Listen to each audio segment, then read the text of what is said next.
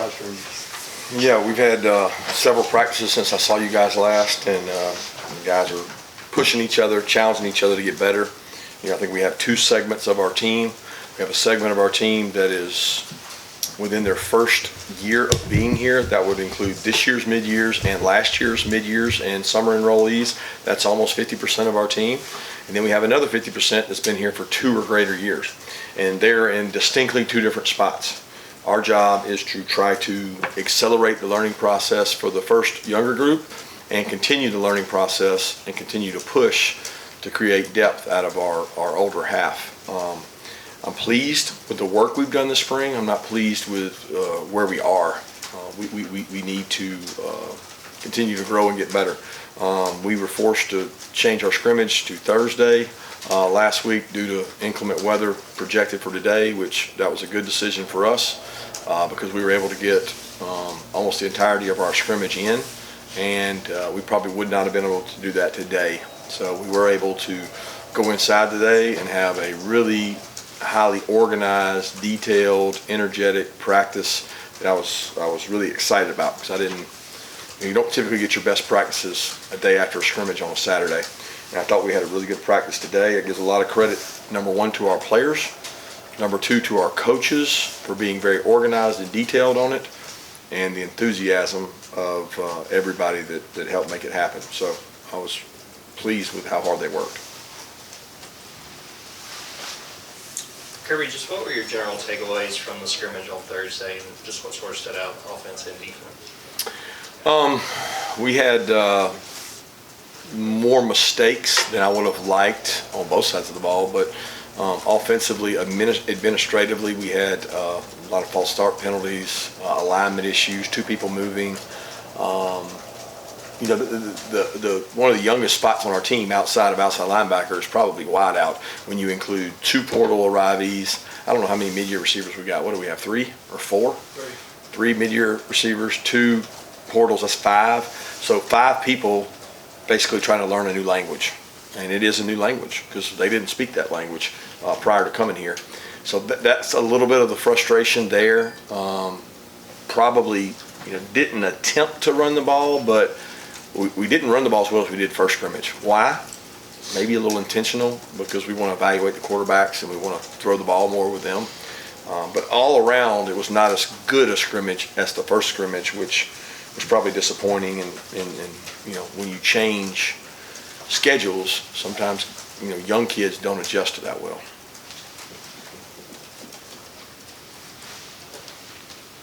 What have you seen from Lawson, Luckie, and Tykee Smith this spring? Lawson has grown up a lot. I think nobody benefited more from bowl practice than Lawson Luckie. He just said, you know what, I want to go bowl practice. He didn't miss one bowl practice. He was there every day, went everywhere with us, traveled with the team, blocked people on the scout team, scout special teams. He jumped on seniors and fought them, and he's grown up a lot, and he's getting very mature quickly. He is not where he needs to be. I think he'll be the first to tell you that he likes to consider himself a tough guy, and he's got a ways to go in order to be tough enough to be a physical blocker. He does have some savvy route running. He's got really good hands. He continues to improve, but he can't think that he's all the way there. Tykee's been good. He's a leader. He does a really good job punching balls out. There's things he's got to continue to work on to be able to be an every down player for us, but he's tough. He's physical. He embodies what we want in a football player. And Tykee's been through a tough road, guys. I mean, let's be honest. Before he ever got here, you guys, and I mean this in a nice way, had already labeled this guy to be an unbelievable All-American, first team, just everything, because he started as a freshman at West Virginia. And he's had to come here and compete and really earn it, and he's been through some injuries. But without the injuries, this is the most competitive environment there is to go out and play. And he's taken that head on, and I think he's put himself in position to have a really, really good season the way he's practiced and led. Kirby, regarding the quarterbacks, using your word, how have they done as far as boneheadedness? Less boneheadedness today than previous. I don't think the second scrimmage was, there were moments where it's like, okay, at this point, concede the down, live for another down. If that happens to be third down, that's okay. You can punt, you can kick a field goal, you can go for it on fourth, but you can if you have boneheadedness. And they seem to grasp that better, but they all need to play. They all need to play football. Go out and play football, not have a drill, not routes on air, not 7-on-7. They need to play. And that's what we're trying to do in our practices, is make sure we get enough playing. Playing is third down. There's no greater pressure on a quarterback than third down.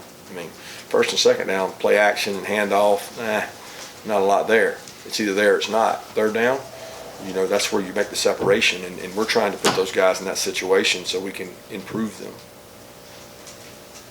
Kirby, what have you seen from Damon Wilson going through his first spring? Damon's growing up. I think all those mid-years kind of fit in the same bucket. It's like they sit in a meeting and I don't know what they're actually hearing.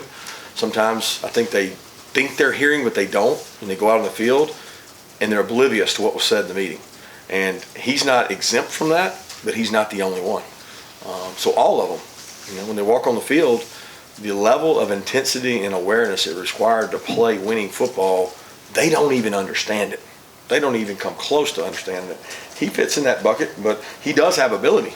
He has some pass rush ability. He's going to be a really good football player if he decides that he's going to work at it. And it's not going to come as easy as maybe it did in high school. You're rushing against Amarius Mims. You're rushing against Ernest, Greene, Blaske. Some really good tackles. He hasn't faced people like that. So he's going to continue to improve. I love the way he works, and he is not sensitive to coaching, which I have a lot of respect for.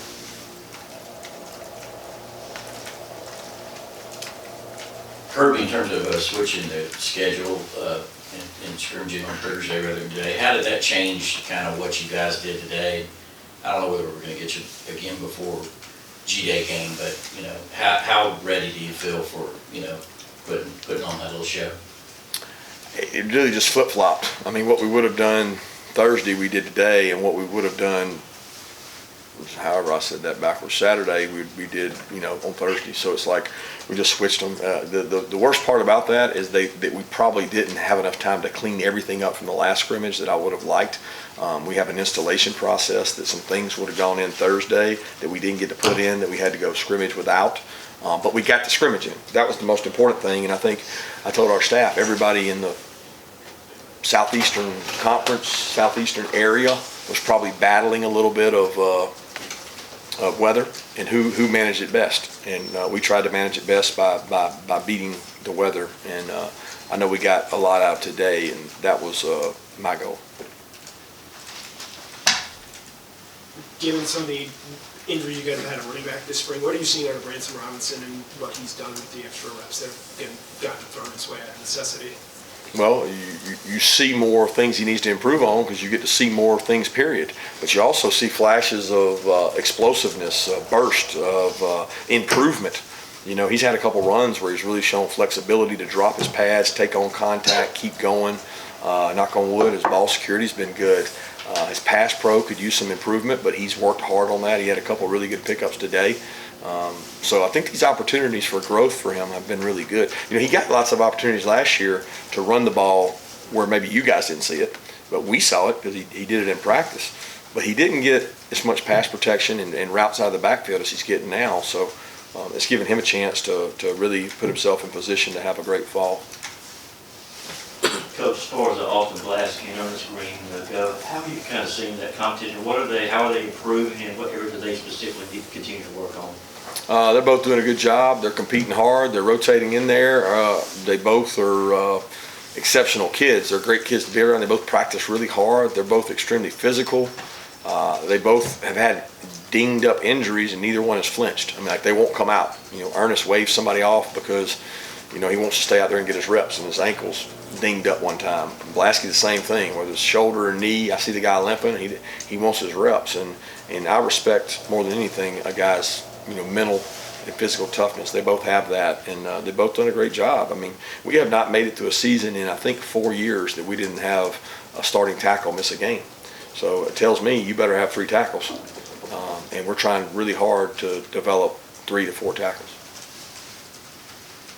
Kirby, Havoc grade on defense was big emphasis a few years ago. How did that evolve? Where do you think you all are with that?